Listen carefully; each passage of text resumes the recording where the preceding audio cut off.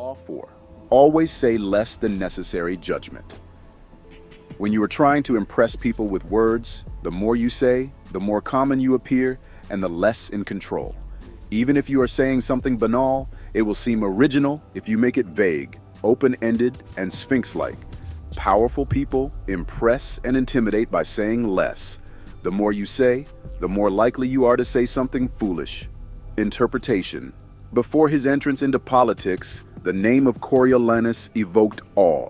His battlefield accomplishments showed him as a man of great bravery. Since the citizens knew little about him, all kinds of legends became attached to his name. The moment he appeared before the Roman citizens, however, and spoke his mind, all that grandeur and mystery vanished. He bragged and blustered like a common soldier. He insulted and slandered people as if he felt threatened and insecure. Suddenly, he was not at all what the people had imagined. The discrepancy between the legend and the reality proved immensely disappointing to those who wanted to believe in their hero. The more Coriolanus said, the less powerful he appeared.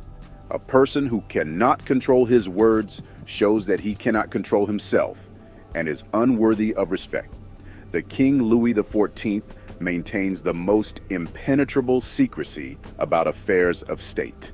The ministers attend council meetings, but he confides his plans to them only when he has reflected at length upon them and has come to a definite decision. I wish you might see the king. His expression is inscrutable, his eyes like those of a fox. He never discusses state affairs except with his ministers and council. When he speaks to courtiers, he refers only to their respective prerogatives or duties. Even the most frivolous of his utterances has the air of being the pronouncement of an oracle. Primi Visconti, quoted in Louis XIV, Louis Bertrand, 1928.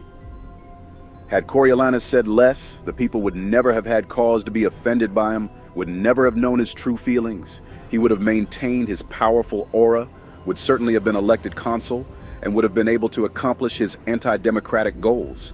But the human tongue is a beast that few can master. It strains constantly to break out of its cage, and if it is not tamed, it will run wild and cause you grief. Power cannot accrue to those who squander their treasure of words. Oysters open completely when the moon is full, and when the crab sees one, it throws a piece of stone or seaweed into it, and the oyster cannot close again so that it serves the crab for meat. Such is the fate of him who opens his mouth too much and thereby puts himself at the mercy of the listener.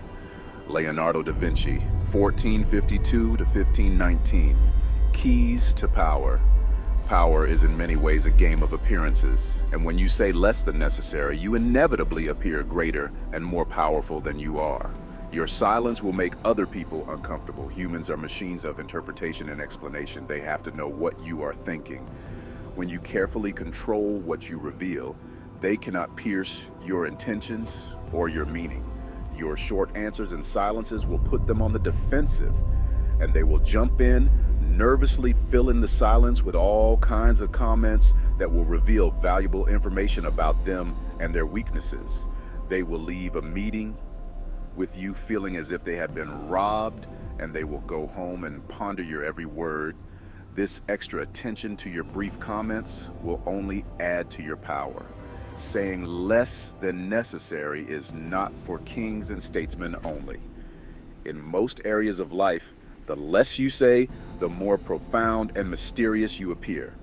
As a young man, the artist Andy Warhol had the revelation that it was generally impossible to get people to do what you wanted them to do by talking to them. They would turn against you, subvert your wishes, disobey you out of sheer perversity. He once told a friend, I learned that you actually have more power when you shut up. In his later life, Warhol employed this strategy with great success. His interviews were exercises in oracular speech. He would say something vague and ambiguous, and the interviewer would twist in circles trying to figure it out, imagining there was something profound behind his often meaningless phrases. Warhol rarely talked about his work. He let others do the interpreting. He claimed to have learned this technique from that master of enigma, Marcel Duchamp, another 20th century artist who realized early on that the less he said about his work, the more people talked about it. And the more they talked, the more valuable his work became. By saying less than necessary, you create the appearance of meaning and power. Also, the less you say, the less risk you run of saying something foolish, even dangerous. In 1825, a new Tsar, Nicholas I, ascended the throne of Russia. A rebellion immediately broke out, led by liberals demanding that the country modernize, that its industries and civil structures catch up with the rest of Europe. Brutally crushing this rebellion, the Decembrist uprising, Nicholas I sentenced one of its leaders, Kondraty Ryleyev, to death. On the day of the execution, Ryleyev stood on the gallows, the noose around his neck. The trapdoor opened, but as Ryleyev dangled, the rope broke, dashing him to the ground. At the time, events like this were considered signs of providence or heavenly will, and a man saved from execution this way was usually pardoned. As Ryleyev got to his feet, bruised and dirty, but believing his neck had been saved, he called out to the crowd. You see, in Russia, they don't know how to do anything properly, not even how to make rope. A messenger immediately went to the Winter Palace with news of the failed hanging. Vexed by this disappointing turnabout, Nicholas I, nevertheless, began to sign the pardon. But then, did Ryleyev say anything after this miracle? The Tsar asked the messenger. Sire, the messenger replied. He said that in Russia they don't even know how to make rope. In that case, said the Tsar, let us prove the contrary. And he tore up the pardon. The next day, Ryleyev was hanged again. This time the rope did not break. Learn the lesson. Once the words are out, you cannot take them back. Keep them under control. Be particularly careful with sarcasm. The momentary satisfaction you gain with your biting words will be outweighed by the price you pay. Image, the oracle at Delphi. When visitors consulted the oracle, the priestess would utter a few enigmatic words that seemed full of meaning and import. No one disobeyed the words of the oracle. They held power over life and death. Authority. Never start moving your own lips and teeth before the subordinates do.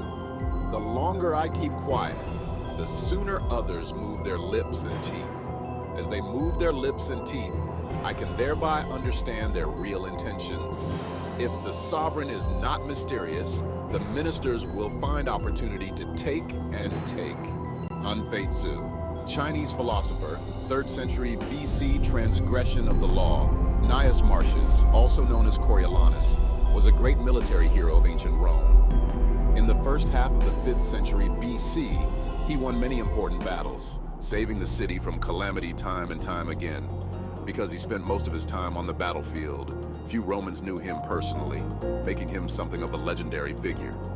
In 454 BC, Coriolanus decided it was time to exploit his reputation and enter politics. He stood for election to the high rank of consul. Candidates for this position traditionally made a public address early in the race, and when Coriolanus came before the people, he began by displaying the dozens of scars he had accumulated over 17 years of fighting for Rome. Few in the crowd really heard the lengthy speech that followed. Those scars, proof of his valor and patriotism, moved the people to tears. Coriolanus' election seemed certain. When the polling day arrived, however, Coriolanus made an entry into the forum escorted by the entire Senate and by the city's patricians, the aristocracy. The common people who saw this were disturbed by such a blustering show of confidence on election day. And then Coriolanus spoke again, mostly addressing the wealthy citizens who had accompanied him. His words were arrogant and insolent. Claiming certain victory in the vote, he boasted of his battlefield exploits, made sour jokes that appealed only to the patricians, voiced angry accusations against his opponents, and speculated on the riches he would bring to Rome. This time, the people listened. They had not realized that this legendary soldier was also a common braggart.